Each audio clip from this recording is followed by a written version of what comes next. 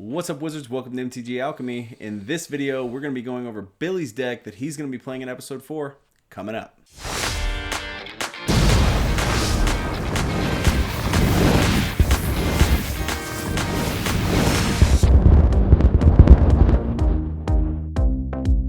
Alright guys, we are super excited because we are almost to 1,000 subscribers, and even by the time you see this, we might be over 1,000 subscribers. So congrats to you guys and congrats to us. Thank you guys for supporting us so much and subscribing to the channel and checking us out. We really appreciate it. We couldn't have gotten this far without you. So hopefully now we can go from 1,000 to 10,000 and beyond. But that's all up to you guys. So we really hope you continue to enjoy our content because we're going to keep bringing it to you. So again, we're going to be going over Billy's deck tech today. But first, if you want to become a patron and you want to join our exclusive community on Patreon, make sure you go check that out. Patreon.com/MTGAlchemy. Even $1 a month helps. It really does. It helps us pay for all of the lights and equipment and all that kind of stuff. So we really, really appreciate all of you patrons. Thank you so much for supporting us and helping us out in that way. Also, don't forget to hit the like, subscribe button, and ring the bell so you don't miss any episodes from MTG Alchemy. Also, make sure you guys check out our Discord link in the description below and join our Discord. We are always playing games, talking about Magic, and doing all kinds of fun stuff. There's also what we like to call side missions in our Discord that you guys can participate in, check out, and even win cool stuff like a Gideon Spellbook or a box of Magic cards or even a pack of Magic cards. So there's all kinds of little stuff that you guys can do in there, and as well as, you know, talk to everybody and make new friends. So go check it out. I'm Nova. I'm trying to get a lock on the signal. Can anyone hear me? Well, that was weird. Yeah, I guess Must be the storm. We gotta. Yeah. It's storming tonight, so the power may go in and out. I guess. I have no idea. Anyways, I didn't really think it was that bad of a thunderstorm, but I didn't either. I'll sleep like a baby. Anyways, so we're going over Billy's deck, and who are you playing with? well, today I am playing with Kambal, Consul of Allocation. He's a white and a black. He's a 2/3 creature, and he states that whenever an opponent casts a non-creature spell, that player loses 2 life, and I gain 2 life. Very bad for us. Very cool for you. So I guess we're just going to start the honorary mentions and go from there. Okay, well, I'm going to go check the breaker, and he's going to go do the honorary mentions for you guys. So we'll be back. Okay, so these cards are just kind of cards that I love or have great utility. They just kind of offer some extra oomph to the deck, really. So the first one I want to talk about, obviously I'm running white, and you can't really run white without Smothering Tithe. For those that don't know, it's 3 and a white. It's an enchantment, and whenever an opponent draws a card, that player may pay 2 colorless mana. If that player doesn't, I create a treasure token that has tap it, sack it, and add 1 mana of any color to my mana pool. These next 2 are kind of on theme and are in there for specific purposes. Zulaport Cutthroat. It's a 1/1 creature, and whenever another creature or Zulaport Cutthroat dies, each opponent loses a life and I gain a life. So as you can kind of tell with Kambal, the kind of theme of this is to drain everyone's life and I gain it from that. Another card in this vein is Blood Artist. Blood Artist says whenever Blood Artist or another creature dies, target player loses a life and I gain a life. So if you've got both of those onto the battlefield, it's kind of a cool interaction where you're causing a lot of damage without really doing anything. What white deck doesn't need an Enlightened Tutor, right? So Enlightened Tutor is a 1 white instant. Search your library for an artifact or enchantment card and reveal that card to all players. Shuffle your library and put the revealed card back on top of it. You'll see here in a little bit why this card is supremely important to this deck. Other search, Demonic Tutor. I think everybody watching this really knows what Demonic Tutor does. 1 and a black, sorcery speed. Search your library for a card, put it in your hand, then shuffle your library. Also supremely important for this deck. And then I have some spot removal. but not the normal kind of removal. I like exiling stuff because it gets around indestructible and all that kind of thing. So Despark is one of my favorites, just because it's a black and a white, exile target permanent with converted mana cost 4 or greater. So a great early card that you can play or late game. It helps a lot either way, adds some flexibility to the deck. Then I also have some more protection spells in here. The card I want to feature in that category is Comeuppance. It's a 3 and a white instant, and it says prevent all damage that would be dealt to you and planeswalkers you control this turn by sources you don't control. If damage from a creature source is prevented this way, Comeuppance deals that much damage to that creature. If damage from a non-creature source is prevented this way, Comeuppance deals that much damage to the source's controller. So this is kind of a little bit conditional, but if somebody swings out with a big creature and it's going to end my game for me, Comeuppance is a great way to stop that. It also stops, certain direct damage spells and things of that nature. I'm running black, so Recursion is definitely an important theme to the deck, just because most of my creatures are kind of low power and they're easily gotten rid of. So I run stuff like Sun Titan. Not only is it a big 6/6, but when it enters the battlefield or attacks, you may return target permanent with converted mana cost 3 or less from your graveyard to the battlefield. So someone blows up Cabal, for example, instead of putting him back in the command zone, if I've got a Sun Titan out, I can throw Cabal into my graveyard, swing with Sun Titan, get him right back out. So Sun Titan's kind of, I think it might be my favorite creature in this whole deck just because of how useful it is. And it kind of, generates some fear from my opponents just because it's big and what it does for the deck. Well, good news. Yeah, I like good news. No fuses busted. Or broken, or whatever that means. Shot. They're all fine. Yeah, that is good. So I guess maybe it was a transformer, just kind of I power don't surge, know. maybe? Power surge? Who I don't know. knows? That's weird, but I'm glad it's not bad. All right, so now that everything's good, let's dive right into the combo pieces of this deck and find out how to win with it. So, Billy?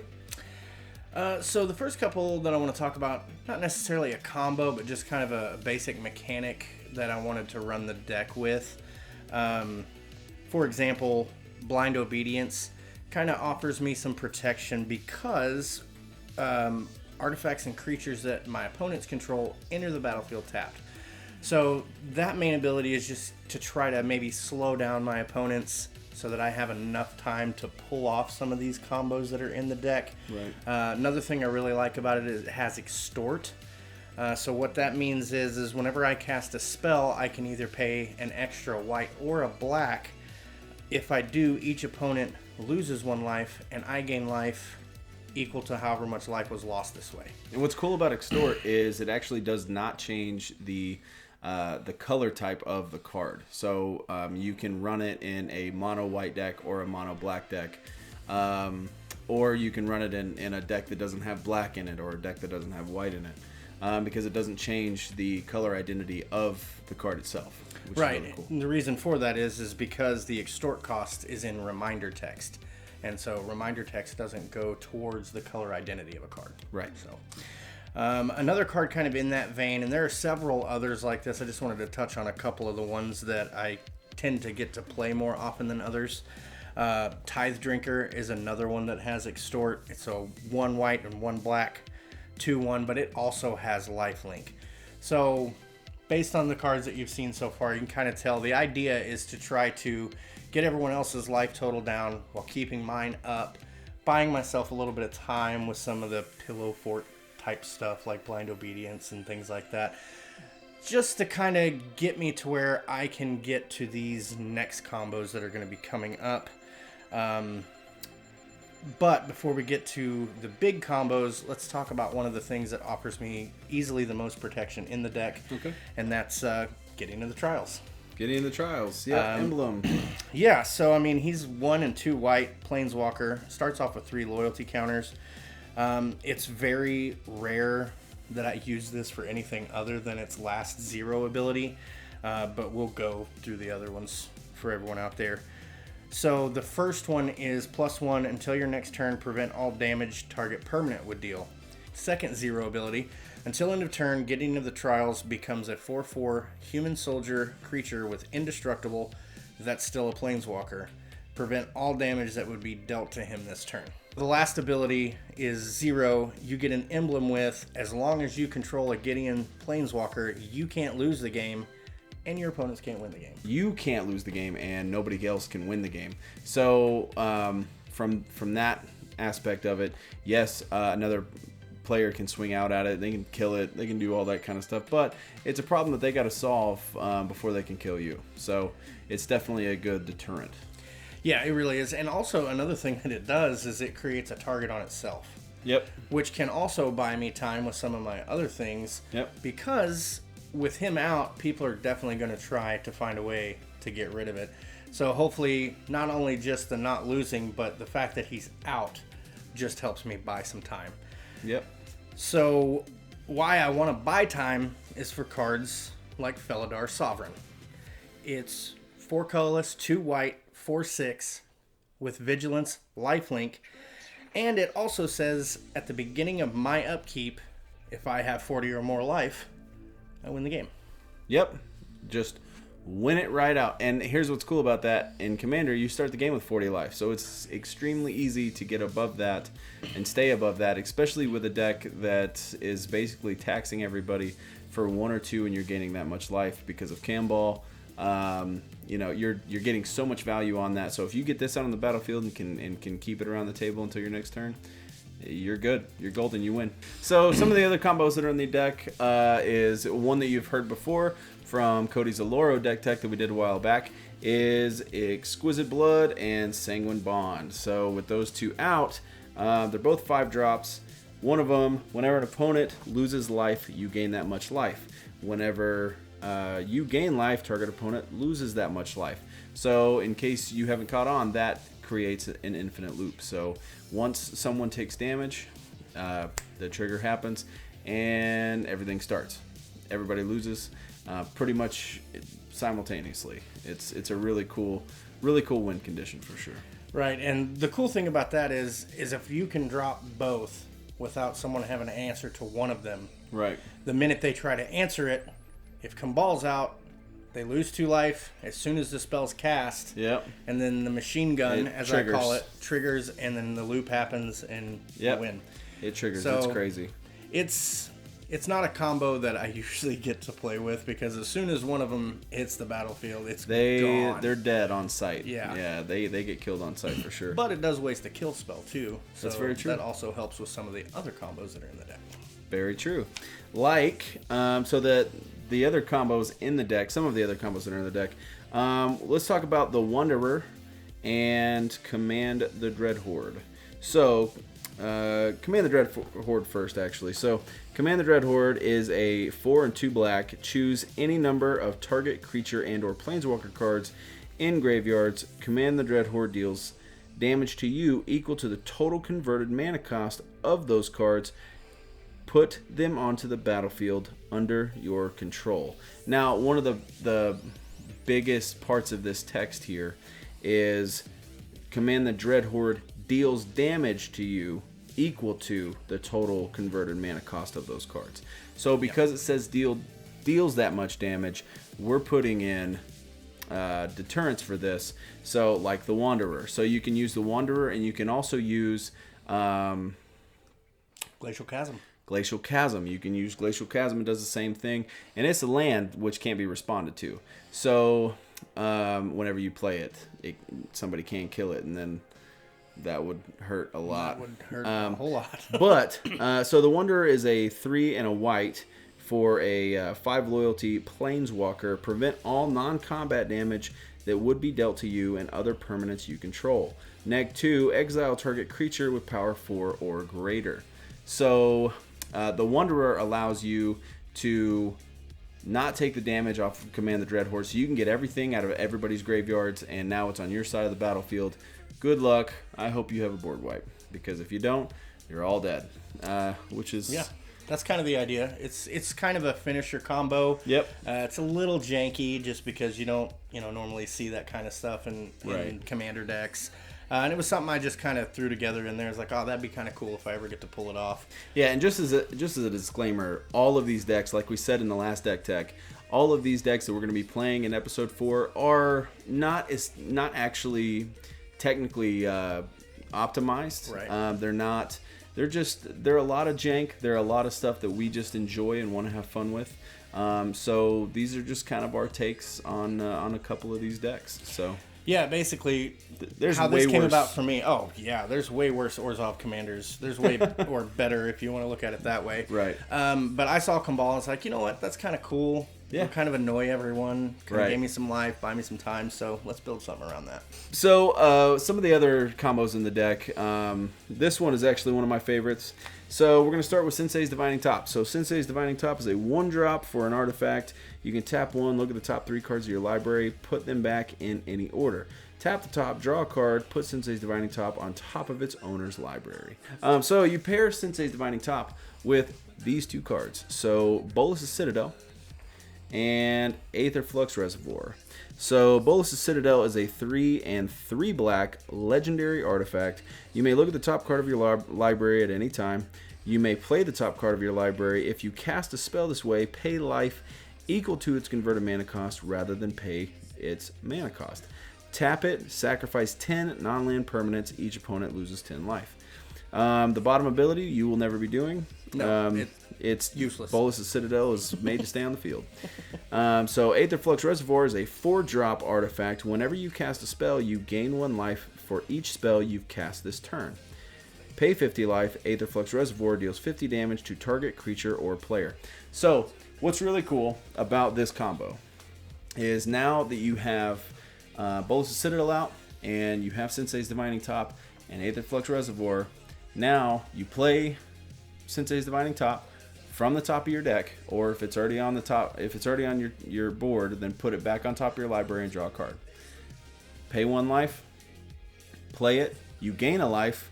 You actually gain 2 life because you just played Aether Flux Reservoir. Yep. So you gain 2 life, you put it back on top of your library, you pay 1 life, play it, you gain life, and you keep going until you gain a bunch of life, and you essentially just kill everybody at the table all at the same time by paying 50 life a million times. Right, because and the thing about this is you're not just gaining 1 life every time you play Right. Sensei's Divining Top. Exactly, you're not. gaining 1 life, then you're gaining 2 life, then you're gaining 3 3 life, life, and then it you're just- getting 4 life and it's 5 a life. cumulative Right. effect. So it really doesn't take very many draws from tapping the top To kill everybody. get to so much life Right. that you're killing everyone. And it's even faster in a deck like this that is hopefully gaining you life most of the game. Right. So that you don't have to wait as long for that to be effective. Now, keep in mind, late game, this isn't going to work. If you don't have many cards in your deck at the time, it's not going to work. You have to have a good portion of your deck still left to draw so that you can do this this combo. And that's why the tutors are there. The Enlightened Yep. Tutor, Demonic Tutor, Diabolic Tutor, all that stuff. Because you want to try to go and get that stuff as soon as you can. Right. So that you can Absolutely. just plow through everyone really quick. Yep. So All right, so moving on. So this is actually my favorite combo in the deck. It's the hardest to pull off as well. Right. Because as soon as one of these cards hits, it's really bad for me because everyone sees it and like, oh no. Well, everybody recognizes what it is Right. and what's about to happen. Yeah, But it's essentially, bad. you want to play it like this. We're going to start with Linvala, Keeper of Silence. So, Linvala, Keeper of Silence is a 2 and 2 white for a legendary creature angel 3/4. It has flying. Activated abilities of creatures your opponents control can't be activated. So, the next one is Chromus Bell. So, Chromus Bell is a 4-drop artifact. Treat all swamps in play as 1/1 creatures. Now, they can be enchanted, killed, and so forth as though they can be tapped either for mana or to attack. So, it's kind of an old phrasing of Chromus Bell. There's a newer one, but Yeah, to paraphrase, basically, all swamps are 1/1 creatures. Yep. And they can be targeted as though they were creatures. yep. So now you can shock them or whatever you want to do. So the last part of this, though, what's cool about it is when you play Urborg. So Urborg, Tomb of Yawgmoth, is a legendary land. Each land is a swamp in addition to its other land types. So what's cool about this card is now everything's a swamp. Paired with Chromaspell, everything is a 1/1 swamp creature. Paired with Linvala, nobody can tap their lands for mana. Except for me. Except for him. Yeah. So that locks up the entire game. That's game. Unless somebody has Banifar out or Birthing Pod or something out that they don't need mana, that's fine. Like the Zerdex, you guys are going to be fine. But it's a really bad deal whenever somebody locks up all of your lands and doesn't actually take them off the board. Yeah. Yeah. So, I guess the best thing to do would just be to swing out with them, to be honest. Right. But if you get lucky enough, or you've tutored right, or you got a few of these pieces in your hand without having to tutor for them, you can go tutor for something like Fumigate. Yep, Fumigate. Now you kill other lands because they're all creatures, and you gain that much life. Right, which helps with Age of Flux Reservoir.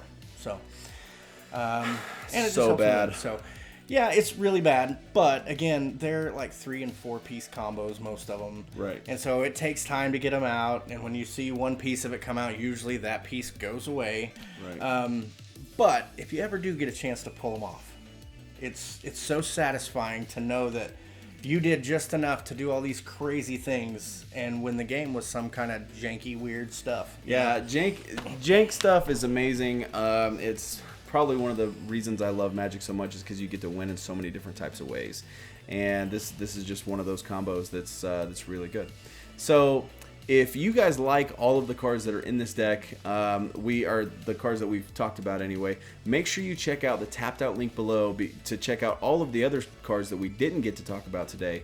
And let us know what you guys think. Let us know if you like them, what you guys would take out, what you guys might put in.